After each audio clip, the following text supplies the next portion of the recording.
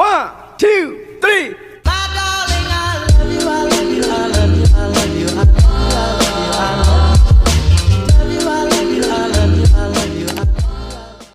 Halo, Assalamualaikum warahmatullahi wabarakatuh. Kembali lagi dengan saya, Nesa Lustianti dari Universitas Muhammadiyah Tangerang. Nah, di video kali ini, saya akan menjelaskan, menganalisis, serta mereview artikel dengan judul Moderasi Manajemen Laba, Kualitas Auditor Internal, Strategi Bisnis, dan Pelaporan Keberlanjutan Kinerja Ekonomi. Video ini merupakan salah satu syarat untuk memenuhi ulangan tengah semester 7 mata kuliah Seminar Penelitian Akuntansi Dosen Pengampu Bapak Ari Eksandi SEMAKT. Perkenalkan, nama saya Nesa Lustianti, NIM 18622011041 dari Universitas Muhammadiyah Tangerang. Langsung saja yuk simak videonya. Nah, langsung saja yuk kita simak untuk review dan analisis artikelnya. Apa sih yang pertama, tujuan dari penelitian ini? Tujuannya yaitu untuk mengetahui pengaruh kualitas auditor internal, strategi bisnis, sustainability reporting terhadap kinerja ekonomi yang dimoderasi oleh manajemen laba secara parsial pada indeks Kompas 100 perusahaan selama periode 2013 sampai dengan 2016. Tetapi untuk populasi pada penelitian ini, seluruh indeksnya yaitu 100 perusahaan di periode 2013 sampai dengan 2016. Tetapi untuk sampel yang diuji yaitu hanya 9 perusahaan. Nah, untuk jenis data penelitian itu sendiri menggunakan data sekunder.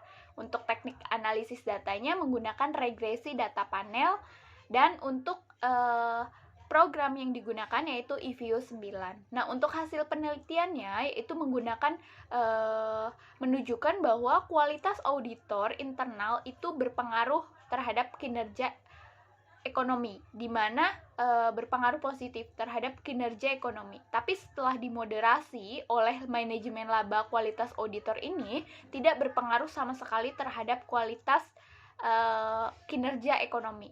Nah, untuk strategi bisnis berpengaruh positif pada kinerja ekonomi, tetapi setelah dimoderasi tidak berpengaruh, tetapi berpengaruh negatif terhadap kinerja ekonomi. Nah, untuk pelaporan keberlanjutan tidak berpengaruh terhadap kinerja ekonomi, tapi setelah dimoderasi oleh manajemen laba, pelaporan keberlanjutan ini tidak berpengaruh terhadap kinerja ekonomi, dan return on asset-nya sebagai variabel kontrolnya berpengaruh positif terhadap kinerja ekonomi. Nah, selanjutnya, apa sih yang menjadi motivasi, isu, fenomena, dan research gap yang sedang terjadi sehingga memicu untuk melakukan penelitian ini? Nah, yang pertama, motivasi atau isu penelitian yaitu untuk kinerja ekonomi itu dapat kita lihat melalui return saham tahunan di dalam suatu perusahaan, di mana kinerja tersebut dilihat dari perspektif pasar modal melalui return saham tahunan, tingkat pengembalian saham atas investasi yang dilakukan oleh investor. Mungkin dengan kinerja ini dinilai lebih baik jika tingkat pengembaliannya juga saham baik, dan dapat memberikan kepercayaan yang tinggi untuk investor untuk menanamkan sahamnya di perusahaan itu. Nah, hal ini memberikan sinyal yang positif bagi calon investor sehingga menginvestasi sahamnya dapat memberikan kemudahan bagi investor, atau mungkin perusahaan dapat dalam memperoleh tambahan modalnya untuk kegiatan operasionalnya. Nah, untuk research gap-nya, peneliti sebelumnya telah menunjukkan bagaimana tingkat pengungkapan dalam memberikan keuntungan finansial bagi perusahaan. Semakin tinggi tingkat pengungkapan laporan keberlanjutan, maka semakin besar juga transparansi di perusahaan tersebut. Tapi akan menunjukkan peningkatan tata kelola perusahaan. Nah, sedangkan untuk kualitas audit, menurut Rosnidah 2013, memungkinkan auditor mampu mengungkapkan atau melaporkan suatu pelanggaran di dalam suatu informasi akuntansi di dalam suatu perusahaan atas klien tersebut. Namun untuk kualitas audit itu sendiri, terutama auditor internal, itu masih menjadi sorotan karena auditor ini terkadang masih sangat diragukan karena mungkin dapat terjadi kecurangan-kecurangan. Nah, dilakukannya mungkin ada beberapa kegiatan dalam proses auditnya dilakukan kemungkinan lebih berpihak pada manfaat yang diperoleh oleh suatu perusahaan yang memungkinkan untuk menutupi setiap kegiatan di suatu perusahaan yang tidak menguntungkan. Nah, penelitian tentang strategi bisnis ini umumnya tentang pengaruh strategi bisnis di dalam suatu perusahaan dalam penghindaran pajak, sebagaimana penelitian yang dilakukan oleh Arif Tria et al.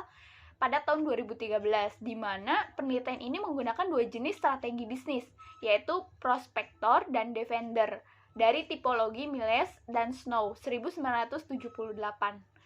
Nah, di sini perusahaan berkomitmen dan berinovasi untuk selalu mencari peluang usaha, peluang pasar baru, sehingga Defender berfokus pada efisiensi produksi, distribusi barang atau jasa. Mungkin dengan begitu mereka mempertahankan pasar saat itu daripada mencari peluang pasar baru. Nah, untuk fenomenanya di dalam artikel ini yaitu menurut Pardede 2014, isu keberlanjutan berawal dari mungkin dari isu pemanasan global ekonomi dan kerusakan lingkungan yang semakin hari semakin terjadi di seluruh dunia. Pada awalnya mungkin keberlanjutan ini tuh merupakan isu sosial yang kemungkinannya berkembang pada isu strategis bagi suatu perusahaan saja. Nah, perusahaan seharusnya tidak hanya melaporkan kondisi perusahaannya dari segi keuntungan saja, tetapi mungkin bisa dari aspek sosial, budaya, atau mungkin dari lingkungan. Nah, untuk kritiknya, peneliti tidak cukup jelas dalam menampilkan motivasi, isu, research gap secara mungkin menampilkan, tetapi hanya secara implisit. Nah, untuk hasil tersebut merupakan hasil dari penelaahan dari reviewer. Nah, yang kedua, jelaskan artikel utama di dalam penelitian ini. Yang pertama, menurut Agus 2014 dan Rosnida 2013, mengatakan bahwa audit internal itu adalah merupakan pemeriksaan yang dilakukan oleh auditor internal perusahaan, tetapi baik terhadap laporan keuangan atau catatan keuangan perusahaan, serta kepatuhan terhadap kebijakan, mungkin kepatuhan manajemen puncak yang telah ditetapkan pada peraturan pemerintah dan ketentuan profesi yang berlaku. Yang kedua, menurut Rosmidah 2013, kualitas audit juga adalah kemungkinan auditor mampu mengungkapkan, melaporkan suatu perusahaan atau pelanggaran di dalam suatu perusahaan dalam sistem informasi akuntansi klien. Nah, yang ketiga, dalam kapasitasnya sebagai penyedia laporan keuangan di satu sisi sebagaimana penentu strategi bisnis perusahaan, kualitas laba pada perusahaan berpotensi juga berfungsi dari strategi bisnis menurut Widayasi et al. 2017. Nah, yang keempat, untuk prospektor adalah perusahaan yang berkomitmen dan berinovasi akan mencari peluang baru. Menurut Widayasi, Hardianti, dan Rudiawarti 2017. Defender berfokus pada efektivitas dan efisien produksi, distribusi barang atau jasa. Mereka mempertahankan pasar saat ini dan mencari pasar peluang baru menurut Miles dan Snow 1978. Nah, untuk Defender itu sendiri berfokus pada efisiensi dan bukan pada inovasi menurut Wardani dan Isabella 2017. Nah, di kritiknya peneliti sudah cukup jelas menampilkan artikel-artikel yang di dalam penelitian ini, tetapi meskipun secara implisit. Nah, yang ketiga, apa sih yang menjadi kebaruan atau novelty dari penelitian ini? Nah, menurut saya kualitas auditor internal, strategi bisnis, pelaporan keberlanjutan bersama-sama berpengaruh positif terhadap kinerja ekonomi. Tetapi setelah dimoderasi itu oleh manajemen laba berkualitas auditor internal tidak berpengaruh terhadap kinerja ekonomi. Nah, kritiknya peneliti cukup jelas dalam menampilkan novelty dalam penelitian ini. Hasil di atas merupakan penelaahan dari reviewer. Nah, yang keempat, apa sih research gap atau perumusan masalah di dalam penelitian ini? Yang pertama, apakah kualitas auditor internal berpengaruh terhadap kinerja ekonomi? Yang kedua, apakah strategi bisnis berpengaruh terhadap kinerja ekonomi? Yang ketiga, apakah sustainability reporting berpengaruh terhadap kinerja ekonomi? Keempat, apakah manajemen laba berpengaruh terhadap kinerja ekonomi? Yang kelima, apakah manajemen laba berpengaruh terhadap hubungan kualitas auditor internal terhadap kinerja ekonomi? Yang keenam, apakah manajemen laba berpengaruh terhadap hubungan strategi bisnis terhadap kinerja ekonomi? Yang ketujuh, apakah manajemen laba berpengaruh terhadap hubungan sustainability reporting terhadap kinerja ekonomi? Nah, kritiknya di sini peneliti sudah cukup jelas dalam menampilkan rumusan masalahnya di dalam penelitian ini.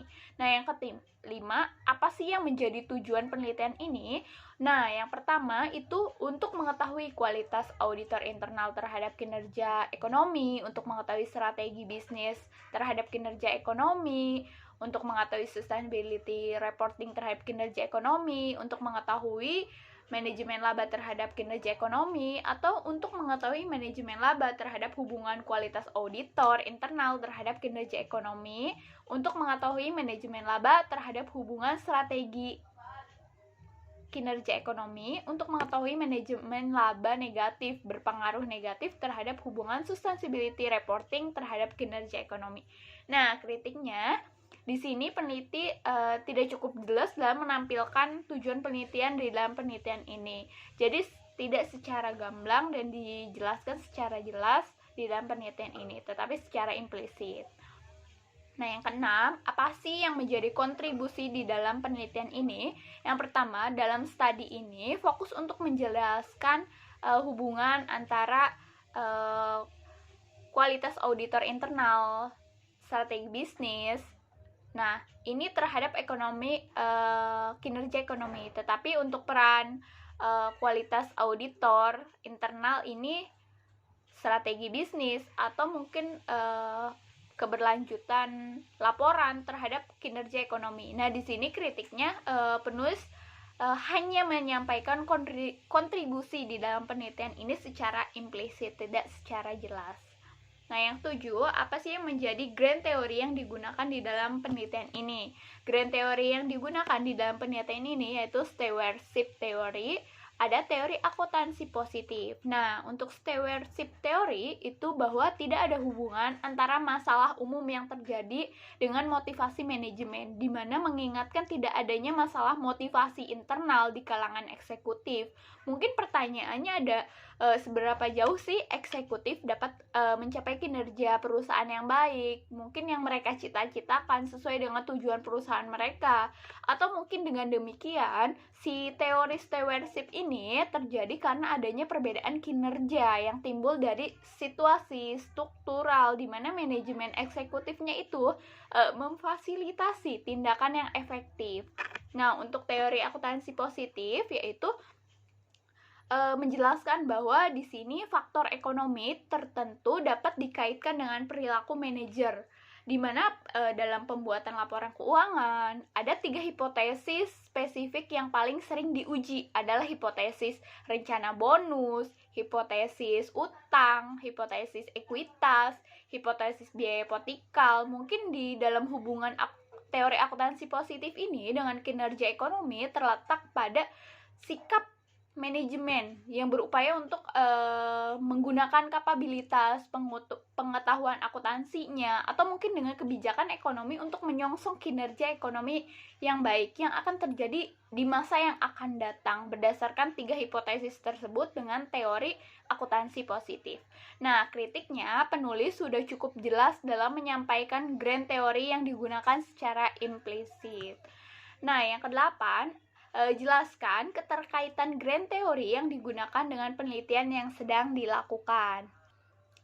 Nah, untuk yang pertama, stewardship theory, di mana terjadi adanya perbedaan kinerja yang timbul dari situasi struktural, di mana si manajemen eksekutif memfasilitasi tindakan yang efektif. Mungkin masalah yang terjadi, adakah apabila struktur organisasi itu membantu struktural eksekutif untuk merumuskan dan mengimplementasikan rencana kinerja perusahaan yang baik, atau mungkin di teori akuntansi positif itu sendiri hubungannya yaitu keterkaitan teori akuntansi positif dengan kinerja ekonomi terletak pada sikap manajemen yang berupaya menggunakan kapabilitas, mungkin kebijakan akuntansi untuk menyongsong masa depan. Nah, di sini kritiknya peneliti sudah cukup jelas menyampaikan keterkaitan grand theory dengan penelitian yang digunakan ini. Nah, buatlah kerangka konseptualnya yang ke-9, yaitu di sini ada quality of internal auditor,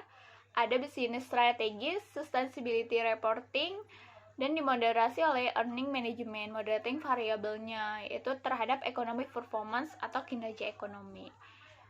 Nah, di sini kritiknya peneliti sudah cukup jelas dalam membuat kerangka konseptualnya di dalam penelitian ini. Yang ke-10, apa sih hipotesis penelitiannya? Untuk hipotesis penelitiannya itu H1, kualitas auditor internal berdampak positif pada kinerja ekonomi. H2-nya, strategi bisnis berdampak positif terhadap kinerja ekonomi. H3-nya, sustainability reporting berdampak positif terhadap kinerja ekonomi. Manajemen laba berpengaruh negatif terhadap kinerja ekonomi.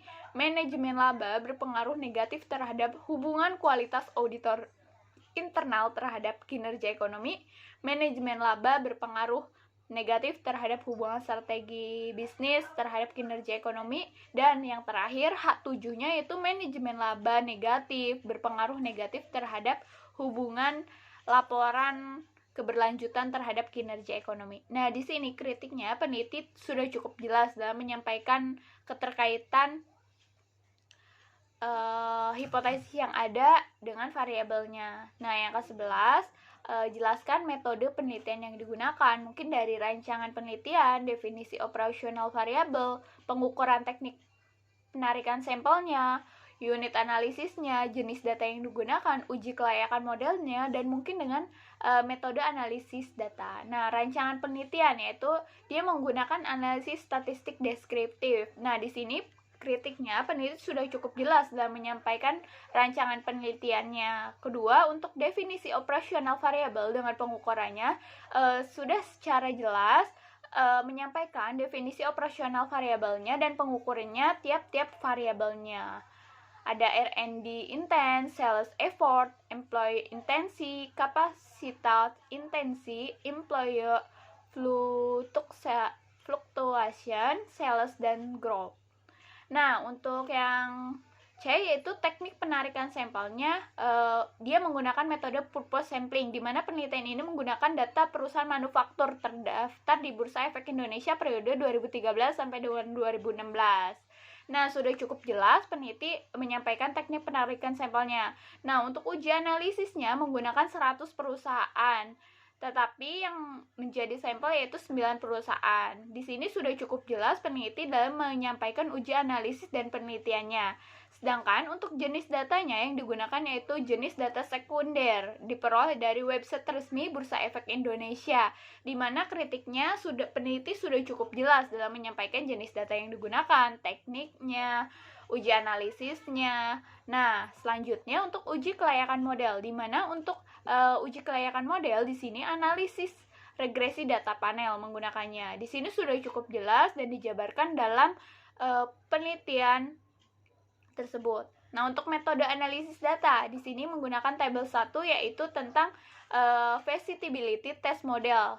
Fit test model. Di sini F statistiknya sudah terlihat 8,355806.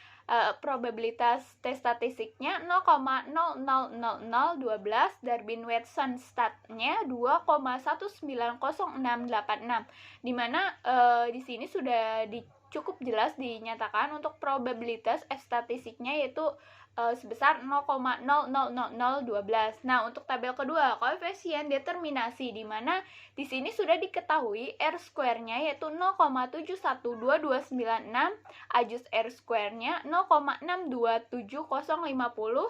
Nah, di sini untuk tabel 3-nya yaitu hipotesis tes, yaitu t-testnya. Di sini ada 4 variabel dan koefisiennya, standar error-nya, tes statistiknya, dan probabilitasnya. Nah, untuk probabilitasnya itu untuk variabel C yaitu 0,0000. Nah, untuk IAQ yaitu 0,0055 dan BS yaitu 0,3035. SR-nya 0,5813. Kritiknya, peneliti sudah cukup jelas dalam menyampaikan metode analisis datanya yang digunakan di dalam penelitian ini. Yang ke-12, jelaskan persamaan regresi yang digunakan untuk pengujian hipotesis penelitian. Di sini sudah dijelaskan untuk persamaan regresinya. Nah, peneliti sudah cukup jelas dalam menyampaikan dan penjabaran di dalam penelitian ini. Nah, untuk ke-13, jelaskan pembahasan hasil penelitian statistik deskriptifnya, hasil uji kelayakannya, hasil uji hipotesis, mungkin hipotesis yang terbukti atau tidak terbukti, dan pembahasannya. Yang pertama, untuk uji kelayakan model, di sini sudah cukup jelas. Di sini ada variabel C, IAQ, BS, SR, MM, ROA, IAQ, bintang EM, BS untuk economic management. Nah, SR juga di sini sudah terlihat probabilitas dan tes statistiknya. Nah, untuk uji hipotesisnya itu sendiri, yang pertama untuk nilai IAQ adalah 0,0000 lebih kecil dari 0,05, di mana dapat disimpulkan untuk variabel kualitas auditor internal ini dalam penelitian ini berpengaruh positif terhadap kinerja ekonomi. Dengan tersebut, hak satunya penelitian ini diterima. Nah, untuk nilai probabilitas BS 0,0014, di mana itu lebih kecil dari 0,05. Nah, sehingga dapat disimpulkan bahwa variabel strategi bisnis ini berpengaruh positif pada kinerja ekonomi. Hak 2-nya berarti diterima. Nah, yang ketiga, nilai probabilitas SR-nya sebesar 0,6789 lebih besar dari 0,05, di mana disimpulkan variabel pengajuan keberlanjutan laporan ini tidak berpengaruh terhadap kinerja ekonomi, di mana H3-nya itu ditolak. Nah, keempat, nilai probabilitas EM-nya yaitu 0,0564, yaitu lebih kecil dari 0,05. Di sini disimpulkan bahwa untuk manajemen laba ini berpengaruh positif terhadap kinerja ekonomi. Berarti H4-nya penelitian ini ditolak. Nah, untuk yang kelima, nilai probabilitas IAQ bintang EM sebesar 0,7862, yaitu lebih besar dari 0,05, di mana dapat disimpulkan untuk variabel manajemen laba dengan penelitian ini tidak memiliki pengaruh terhadap hubungan kualitas auditor internal terhadap kinerja ekonomi atau EP. Nah, dengan demikian H5-nya itu ditolak. Nah, yang keenam yaitu nilai probabilitasnya BS dimoderasi oleh kinerja ekonomi yaitu sebesar 0,0085, yaitu lebih kecil dari 0,05, di mana dapat disimpulkan variabel manajemen labanya berpengaruh negatif terhadap hubungan strategi bisnis terhadap kinerja ekonomi, di mana H6-nya itu diterima. Nah, untuk yang 7, nilai probabilitas untuk SR berpengaruh terhadap economic performance yaitu sebesar 0,5171, di mana lebih besar dari 0,05, maka disimpulkan bahwa variabel manajemen labanya itu dapat di dalam penelitian ini tuh tidak berpengaruh terhadap hubungan sustainability reporting terhadap economic performing atau kinerja ekonomi. Dengan demikian H7-nya itu di dalam penelitian ini ditolak. Nah, yang ke-14 yaitu apa sih simpulan keterbatasan dan implikasi dari dalam penelitian ini? Kesimpulannya, di dalam hasil penelitian ini bahwa diungkapkan untuk internal auditor quality terbukti secara empiris berpengaruh terhadap economic performance. Nah, business strategi terbukti secara empiris berpengaruh terhadap economic performance atau kinerja ekonomi. Sustainability reporting terbukti secara empiris berpengaruh negatif terhadap economic performance. Earning management terbukti secara empiris berpengaruh negatif terhadap economic performance. Earning management tidak terbukti tidak berpengaruh atau tidak berhubungan dengan quality of internal auditor terhadap economic performance. Earning management terbukti berpengaruh negatif terhadap business strategi terhadap economic performance. Dan earning management terbukti tidak berpengaruh terhadap sustainability reporting terhadap economic performance. Nah, untuk keterbatasannya mungkin untuk keterbatasannya yaitu periode penelitiannya relatif masih singkat, yaitu hanya 4 tahun dari periode 2013 sampai 2016. Mungkin bisa digambarkan mungkin dengan memungkinkan praktek pengungkapan untuk penelitian selanjutnya, yaitu menggambarkan kondisi perusahaan yang sebenarnya dan menambah periode penelitiannya. Yang kedua, mungkin penggunaan variabel independennya cukup dan bisa dijadikan referensi untuk penelitian selanjutnya untuk menambah variabel independennya, atau mungkin dengan penelitian ini menambah referensi untuk penelitian selanjutnya. Nah, untuk implikasinya yaitu penelitian memberi rekomendasi berdasarkan penelitiannya. Jadi penelitian ini selanjutnya dapat diharapkan untuk berbeda sektor, mungkin dengan perusahaan sektor lain, atau menambah periode pengamatannya. Juga dapat menggunakan variabel independen lainnya yang bisa kita gunakan untuk memproksikan terhadap variabel Y-nya, yaitu ekonomi performance atau kinerja ekonomi. Nah, bagi investor mungkin dan calon investor, di dalam penelitian ini bisa digunakan sebagai salah satu pertimbangan dalam memilih perusahaan manufaktur pada saat akan dan ingin berinvestasi, dengan melihat kriteria-kriteria yang menunjukkan bahwa return sahamnya itu bagus dan berfluktuatif setiap tahunnya, sehingga menghasilkan laba di dalam suatu perusahaan tersebut. Nah, sekian yang dapat saya sampaikan, kurang lebihnya mohon maaf. Semoga ilmu yang kita pelajari hari ini bermanfaat untuk kita semua. Wassalamualaikum warahmatullahi wabarakatuh.